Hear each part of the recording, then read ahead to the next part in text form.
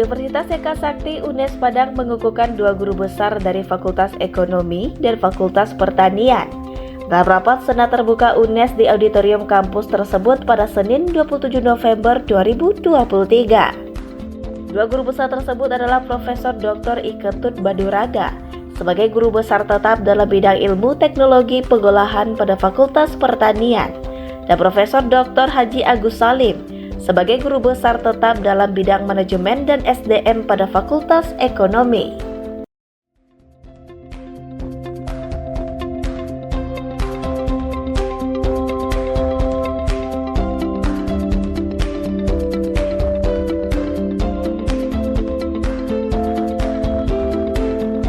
Rektor Universitas Profesor Dr. Sufiarma Marsyidin menyatakan bahwa keberhasilan kedua profesor ini untuk mencapai guru besar melalui perjuangan akademik yang panjang dengan berbagai penelitian dan hasil karya ilmiah yang diiringi dengan dedikasi yang tinggi.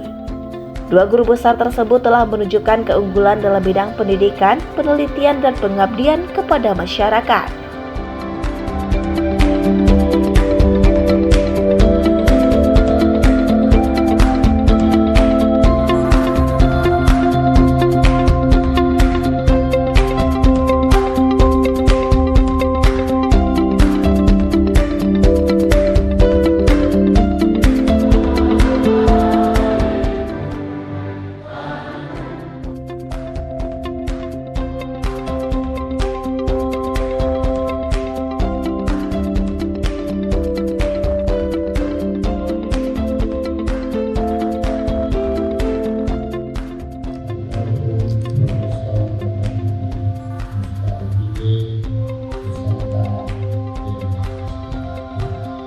Ingin tercipta dimulai.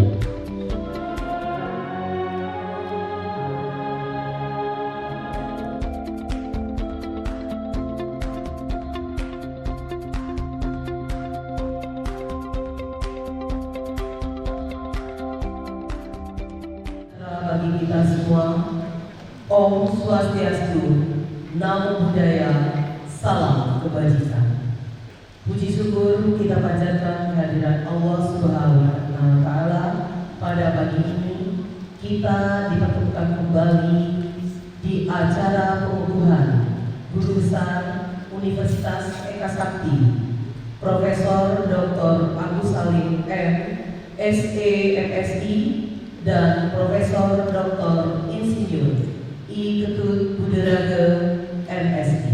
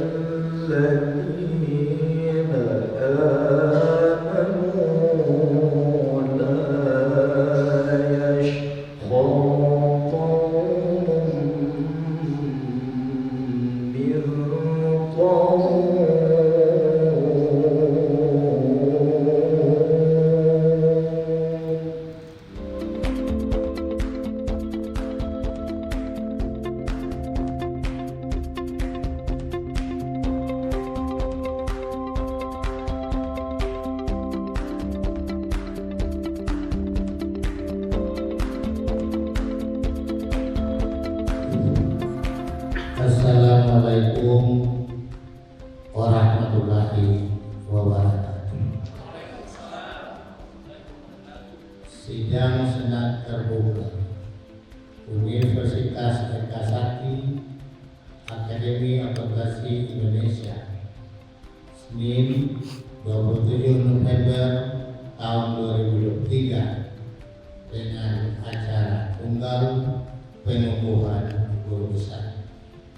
Dengan mengucapkan Bismillahirrahmanirrahim, saya nyatakan dibuka dan terbuka secara umum.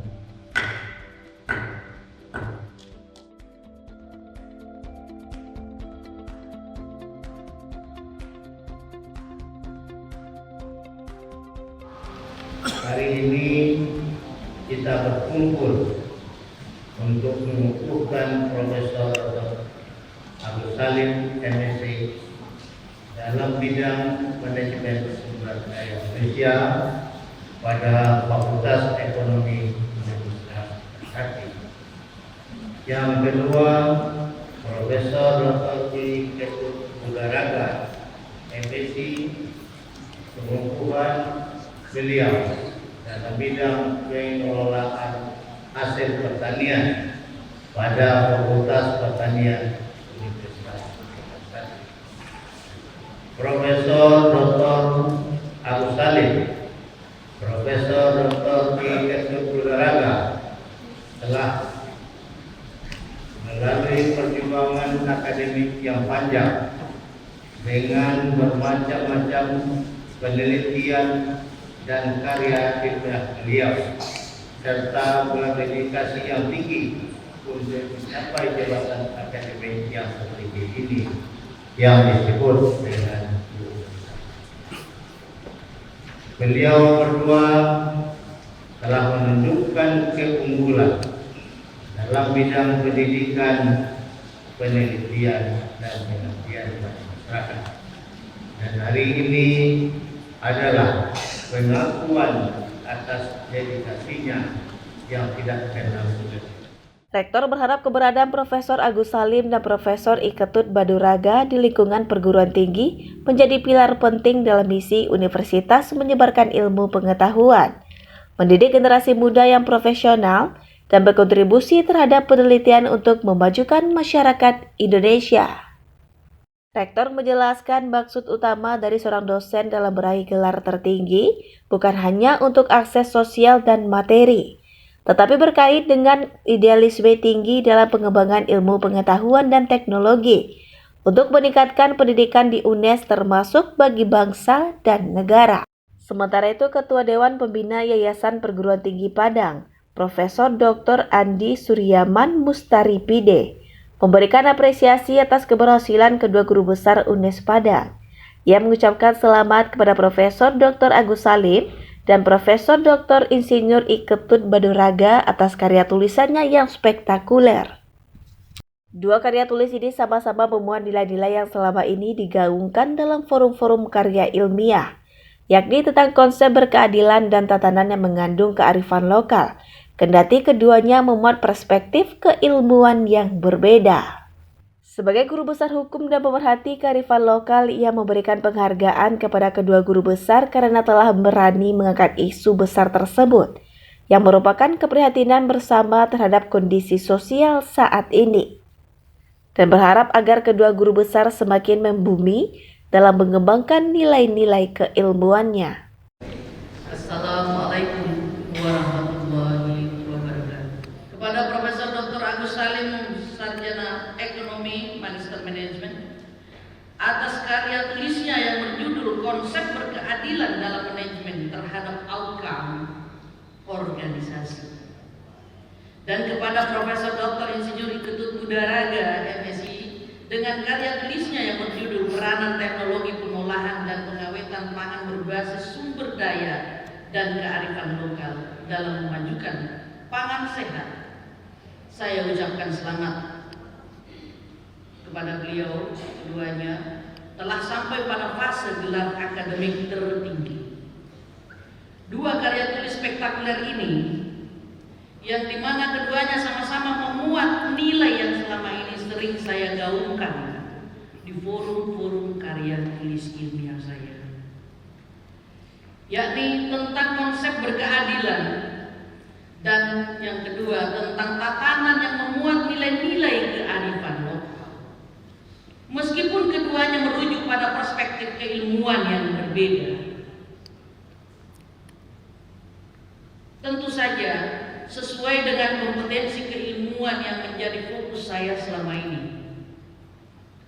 Saya ingin memberikan komentar bahwa sebagai guru besar ilmu hukum, tentunya istilah keadilan tidak asing bagi saya. Sebab berbicara hukum berarti berbicara tentang keadilan. Hukum dan keadilan adalah dua variabel yang inherent, karena tujuan mulia sebuah penegakan hukum adalah menciptakan sebuah keadilan. Sementara itu, Ketua RL Dikti Wilayah 10 Afdalisma mengucapkan selamat kepada UNES yang berhasil mengukuhkan 2 guru besar. Berdasarkan data UNES sudah memiliki 4 guru besar dan 1 orang lagi sedang perbaikan. Afdalisma juga mengatakan untuk saat ini total jumlah guru besar yang ada di wilayah RL Dikti Wilayah 10 berjumlah 50 orang dosen yang memiliki nomor induk dosen nasional dan 22 orang yang berstatus nomor induk dosen khusus, sehingga dari jumlah total 9.600 orang dosen, hanya sekitar 72 orang dosen yang mendapatkan gelar guru besar. Jika dihitung persentasenya baru 0,5%.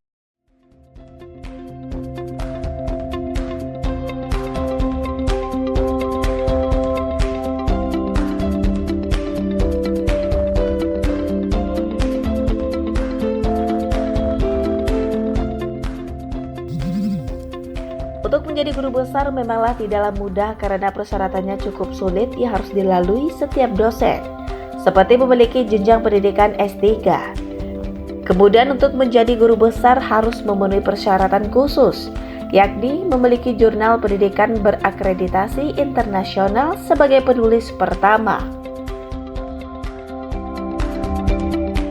Assalamualaikum warahmatullahi wabarakatuh. Pada kesempatan yang berbahagia ini, kemudian yang kami hormati seluruh unsur pimpinan dari Universitas Eka Sakti, para wilayah 10, lembaga layanan pendidikan tinggi wilayah 10, kami mengucapkan terima kasih atas undangan yang disampaikan kepada kami untuk menghadiri kegiatan pengunduhan guru besar dosen Universitas Eka Sakti pada ini.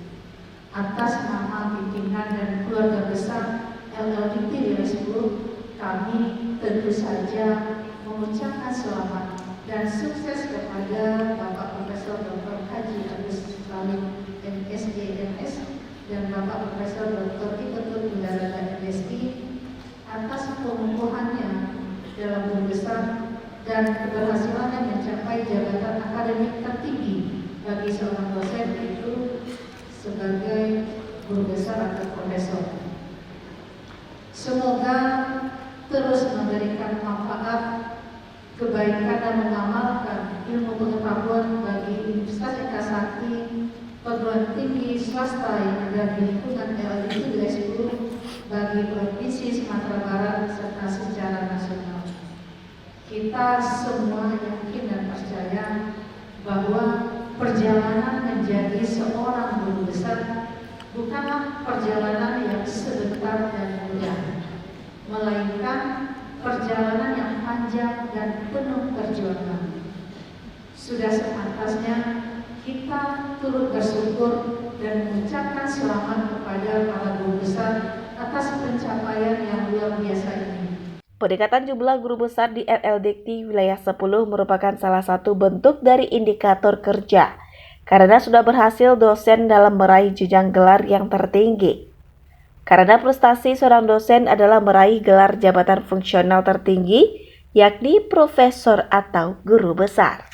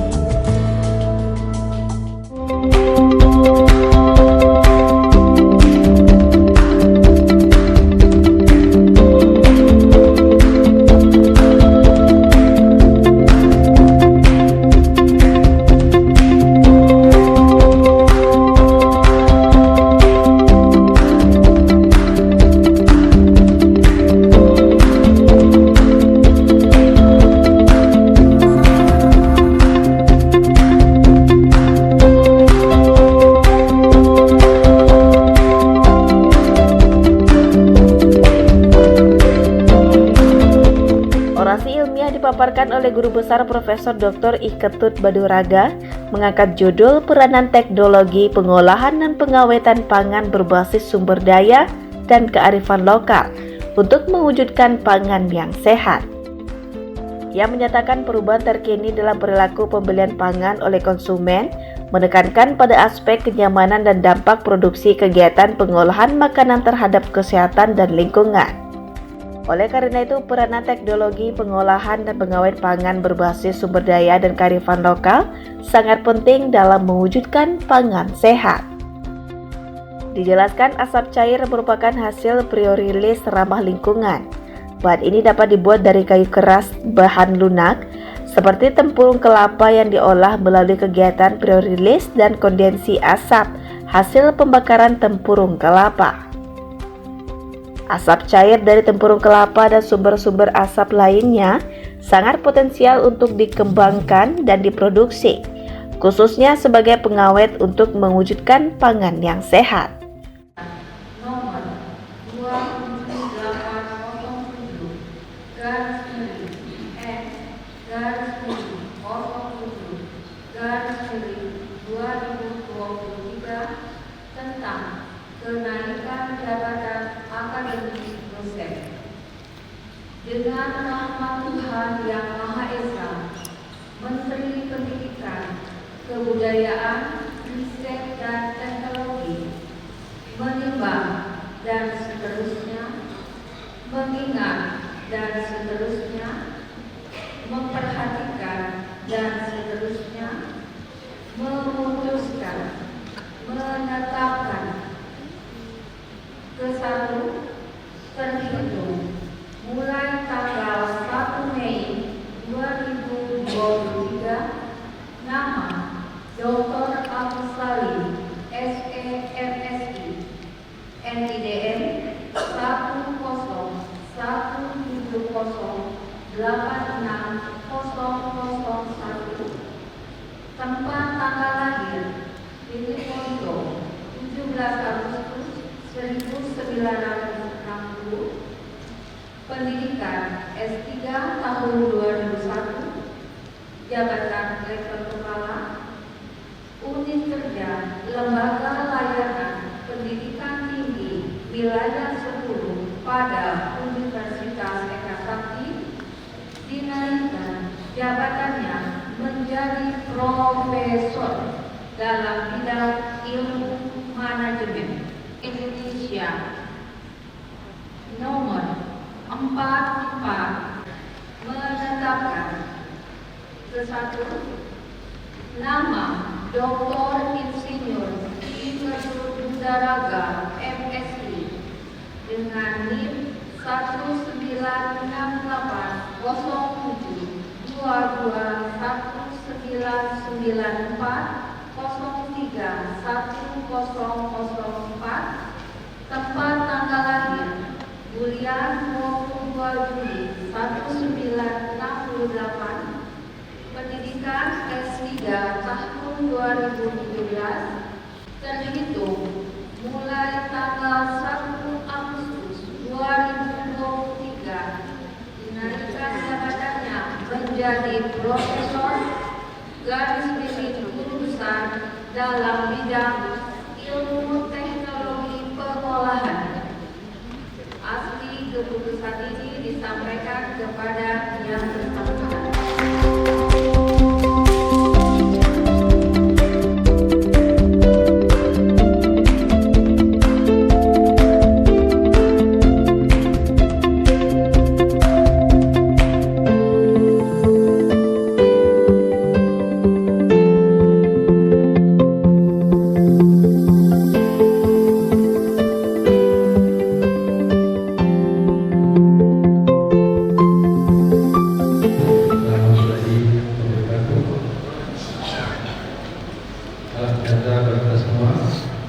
Om Swastiastu, Namo Buddhaya, Salam Kebajikan Rahayu. Bapak Ibu atasnya yang hadir pada hari ini yang juga saya hormati. Pada hari ini sangat bahagia. Izinkanlah saya mengucap bersyukur kepada Tuhan Yang Maha Kuasa karena berkat rahmat-Nya Saya berjudul Peranan Teknologi Pengolahan dan Pengawasan Pangan berbasis sumber daya dan kearifan lokal untuk mewujudkan pangan sehat. Bapak Ibu yang kami hormati, kondisi sekarang ini dalam konteks pembangunan sekarang ini, khususnya di bidang pangan,